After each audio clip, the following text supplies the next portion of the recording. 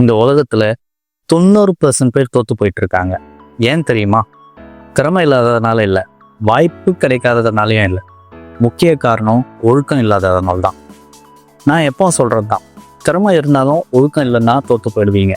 ஆனால் ஒழுக்கம் இருந்தால் திறமை கொஞ்சம் குறைச்சலாக இருந்தாலும் கண்டிப்பாக வெற்றி பெற முடியும்.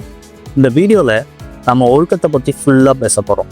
பல பேர் மோட்டிவேஷன் வரத்துக்காக காத்துட்டு இருப்பாங்க. மோட்டிவேஷன் வந்தால் தான் வேலை செய்வாங்க. ஆனால் மோட்டிவேஷன் எப்பவும் வராது ப்ரோ. ஒழுக்கம் இல்லாதவங்க வேலை கொஞ்சம் கஷ்டமாக இருந்தால் உடனே சரி நாளைக்கு பார்த்துக்கலான்னு சொல்லிடுவாங்க. ஆனால் அந்த நாளைக்கு ஒரு நாளும் வராது. நான் திறமையான பல பேரை பார்த்துருக்கேன். அவங்க தோற்று போனதுக்கு முக்கிய காரணம் ஒழுக்கம் இல்லாதது தான். ஆனால் திறமை கொஞ்சம் குறைவாக இருந்தாலும் ஒழுக்கமாக இருக்கிறவங்க பெரிய உயரத்துக்கு போயிட்டு தான் இருக்காங்க. ஒழுக்கம்னா என்ன? நமக்கு பிடிச்ச வேலையை மட்டும் செய்கிறதில்ல, நமக்கு தேவையான வேலையை செய்கிறது. அதுவும் தினமும் கண்டினியூஸாக.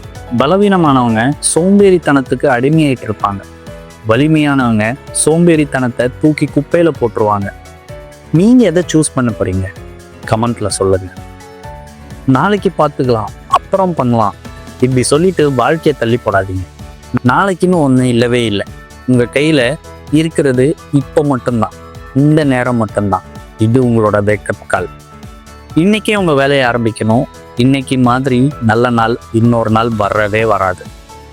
வெற்றி பெற்றவங்க எல்லாரும் காலையில் எழுந்திரிச்ச உடனே மோட்டிவேட்டடாக இருப்பாங்கன்னு நினைக்கவே நினைக்காதீங்க. அவங்களுக்கும் சோம்பேறித்தனம் வரும். ஆனால் அவங்க அதை கேட்க மாட்டாங்க. வேலையை பிடிக்கலனாலும் செய்வாங்க. இதுதான் வெற்றி பெற்றவன் தோற்று போகிறனுக்கும் இருக்க வித்தியாசம். உங்கள் கவனத்தை எங்கே வச்சுருக்கீங்க? மொபைல் ரீல்ஸ் மேலேயா? வேற ஆளுங்க மேலேயா? உங்கள் கவனத்தை உங்கள் மேலே, உங்கள் இலக்கு மேலே, உங்கள் ஒழுக்கம் மேலே வைங்க. அப்போ உங்களை யாராலும் தடுக்க முடியாது.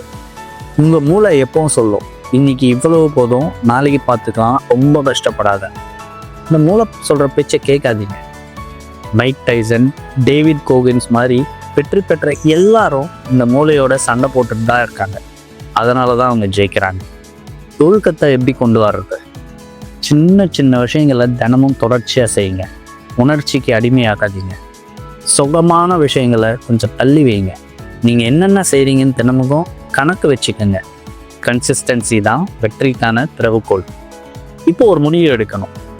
ஒரு பலவீனமானவனாக இருந்து வாழ்க்கையை வீணடிக்க போகிறீங்களா, இல்லை வலிமையானவனா மாதிரி ஒழுக்கமாக இருந்து வெற்றி பெற போகிறீங்களா? சோம்பேறியாக இருந்து நேரத்தை வீணாக்க போகிறீங்களா, இல்லை ஒழுக்கமான போர் வீரனாக மாற போகிறீங்களா? இது உங்கள் நேரம். ஒழுக்கத்தை தேர்வு செய்யுங்க. வலிமையை ஏற்றுக்கங்க. அந்த பலி தான் உங்களை வலிமையானவனாக மாற்ற போகுது. சொல்லுங்கள், என்னை யாராலும் தடுக்க முடியாது. நான் ஒழுக்கமானவனாக மாறுவேன். நான் என் வேலையை தள்ளி போட மாட்டேன். நான் வெற்றியாளனாக ஆவேன். Be a warrior. இந்த வீடியோ உங்களுக்கு கண்டிப்பாக உத்வேகம் கொடுத்துருக்கோன்னு நம்புகிறேன். லைக் பண்ணுங்கள், ஷேர் பண்ணுங்கள். கமெண்ட்ஸில் நான் ஒழுக்கமானவனாக மாறுவேன் அப்படின்னு டைப் பண்ணுங்கள். Stay strong, stay discipline. அடுத்த வீடியோவில் சந்திப்போம். Take care.